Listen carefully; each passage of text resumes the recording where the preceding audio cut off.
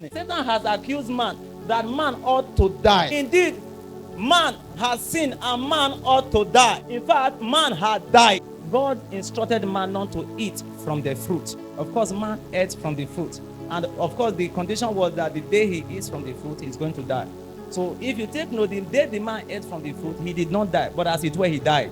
The death God talked about was triadic in nature. It was in three phases. The first phase is the separation. Just like we have that salvation. Salvation is in three phases. The first phase is what? Justification. And that happens what? Instantly. Means what? I have been saved. Why the other one is what? Sanctification, which means what? I am being saved. It's progressive. The last one is what? Glorification, which means I shall be saved. So that one is future event. Just like we have this in three phases, so also we also have the death in three phases. The first phase I said is what? Is separation from God. This one took place instantly. This is the reason why when man fell, what happens? There was a separation. That was loss of fellowship. That happened immediately. The second one is physical death. That physical death was also progressive because man did not die at once. This physical death is where man now have to return back to dust. While the last phase is what? Eternal death. The eternal death was a future event that was to happen. That's final death.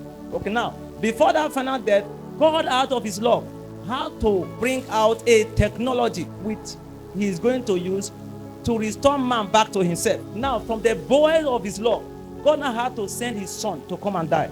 Satan did not know what the Father was up to by the cross of Christ. If he knew, he wouldn't do it. In his mind, he thought that he has eliminated. He didn't know what was happening. Satan has accused man that man ought to die. Indeed, man has sinned and man ought to die. In fact, man had died.